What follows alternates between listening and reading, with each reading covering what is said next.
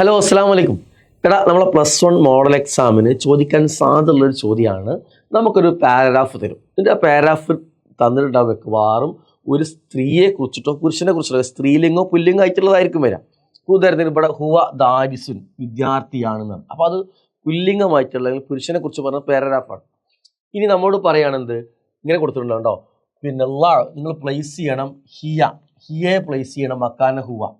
ഹിയയുടെ മക്കാൻ ഹുവയുടെ സ്ഥാനത്ത് ഹിയെ പ്ലേസ്. ഹുവ എന്ന് പറഞ്ഞ അർത്ഥം അവൻ, അതിൻ്റെ സ്ഥാനത്ത് ഹിയനെ അവൾ എന്നാക്കി മാറ്റണം. അപ്പം എന്താക്കി മാറും?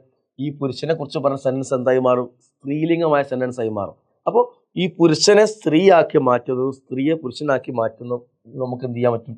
ഈസി ആയിട്ട്. ചില ആളുകൾ പറയും സാർ ഇതിന് മൊത്തം മീനിങ് അറിഞ്ഞാലല്ലേ ചെയ്യാൻ പറ്റൂ. മീനിങ് ഒന്നും അറിയണ്ട, വളരെ ഈസി ആയിട്ട് നിങ്ങൾക്ക് എന്ത് ചെയ്യാൻ പറ്റും?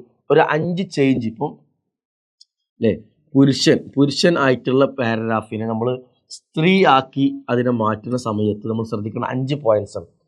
ഒന്നാമത്തെ പോയിന്റ് തന്നെയാണ് എന്ത്, നമ്മൾ ഹുവ എന്നായിരിക്കും അതിൽ അവൻ എന്ന് പറയാൻ ഉപയോഗിച്ചിട്ടുണ്ടാവുക. ആ സ്ഥാനത്ത് നമ്മൾ എന്ത് ചെയ്യുക?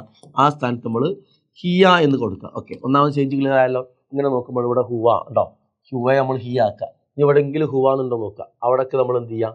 ഹിയ എന്നാക്കി വിടാം. അവിടെ ഹുവ ഉണ്ടോ, ഒക്കെ ഹിയ ആക്കി കൊടുക്കുക. രണ്ടാമത് ചേഞ്ച് എന്താ? രണ്ടാമത് ചേഞ്ച് ഇതിൽ അവൻ്റെ എന്ന് പറയാൻ ഹു അതല്ലെങ്കിൽ ഹീ എന്ന് ഉപയോഗിച്ചിട്ടുണ്ടാവും. ഹു അല്ലെങ്കിൽ ഹീ എന്ന് ഉപയോഗിച്ച് അവൻ്റെ എന്ന് പറയാൻ ഉപയോഗിച്ചിട്ടുണ്ടാവും. ആ വാക്ക് കണ്ടെത്തിയിട്ട് അവിടെ എന്ത് കൊടുക്കുക? ഹ എന്ന് കൊടുക്കുക. ഹീ അല്ലെങ്കിൽ ഹാക്ക് പകരം രണ്ടിന് പകരം എന്ത് ചെയ്താൽ മതി? ഹ എന്ന് കൊടുത്താൽ മതി. ഇങ്ങനെ നോക്കുന്ന സമയത്ത് ഉണ്ടാവും ഉസ്രത്തി ഹി, അപ്പോൾ ഉസ്രത്തി ഹ ഉണ്ടാവും. വാലിദു ഹു, വാലിദു ഹ, ഉമ്മഹു, ഉമ്മഹ. ക്ലിയർ ആയല്ലോ? അങ്ങനെ ഹി അല്ലെങ്കിൽ ഹു എന്നുള്ള ഭാഗം നമ്മൾ എന്ത് ചെയ്യുക? ആക്കി കൊടുക്കുക. മൂന്നാമത്തത്, പുരുഷനെ കുറിച്ച് പറഞ്ഞ സെന്റൻസിൽ ഈ താ ഉണ്ടാവില്ല. ആ ആളെ കുറിച്ച് പരിചയപ്പെടുത്തുന്ന സ്ഥലത്ത് ഈ താ ഉണ്ടാവില്ല. നമ്മൾ എന്ത് ചെയ്യണം? അവരെ പരിചയപ്പെടുത്തുന്ന സ്ഥലത്ത് നമ്മൾ എന്ത് ചെയ്യണം? അത് കാണിച്ചു തരാം. ഈ താഇനെ നമ്മൾ ആഡ് എന്ത് ചെയ്യണം? ആ താ മർബൂത്തായിട്ടുള്ള താ എന്ത് ചെയ്യണം? ഉണ്ടാകണം. ഓക്കെ, ഇനി നോക്കുമ്പോൾ ഹുവ ദാരിസുൻ, അപ്പോൾ എന്ത് ചെയ്യണം?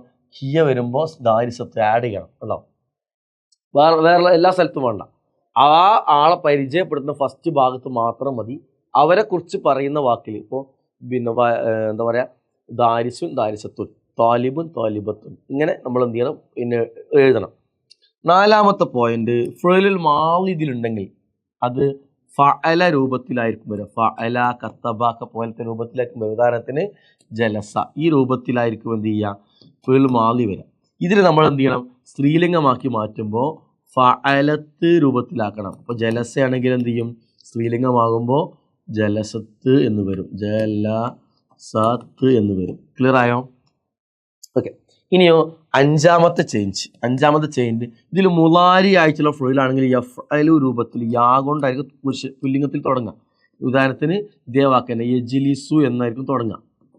ഓക്കെ, ഇതിനെ നമ്മൾ എന്ത് ചെയ്യണം? സ്ത്രീലിംഗമാക്കി മാറ്റുമ്പോൾ നമ്മളതിനെ തഫ്അലു, സ്ത്രീലിംഗമാകുമ്പോൾ യാക്ക് വരെ ഫസ്റ്റ് അക്ഷരം താവ്, തഫ്അൽ. ഉദാഹരണത്തിന് യജ്ലിസു എന്തായി മാറും? തെജ്ലിസു ആയി മാറും. ക്ലിയർ ആയോ? യെസ്. അപ്പോൾ നമുക്കിങ്ങനെ നോക്കാം. ഇവിടെ യദ്റുസു തദ്റുസു ആകും. ഓക്കെ, യസ്കുനു തസ്കുനു ആകും. യുക്കിരിമു തുക്കിരിമു ആകും. യുഹിബു തുഹിബു ആകും. ക്ലിയർ ആയല്ലോ? ഈ 5 ചേഞ്ചുകൾ വരുത്തിയിട്ട് ഈ പാരഗ്രാഫ് ഇതേപോലെ എടുത്തു കഴിഞ്ഞാൽ നിങ്ങൾക്ക് എന്ത് ചെയ്യും? ഇതിന് 6 മാർക്കിനോ അല്ലെങ്കിൽ 4 മാർക്കിനോ ചോദിക്കും. നിങ്ങൾക്ക് അതിന് ഫുൾ മാർക്ക് നിങ്ങൾക്ക് സ്കോർ ചെയ്യാൻ പറ്റും. ഓക്കെ, ഈ ട്രിക്ക് ഉപയോഗിക്കുക, ഇങ്ങനത്തെ ക്വസ്റ്റ്യൻസിന് ആൻസർ ചെയ്യുക. All the best. അസ്സലാമു അലൈക്കും.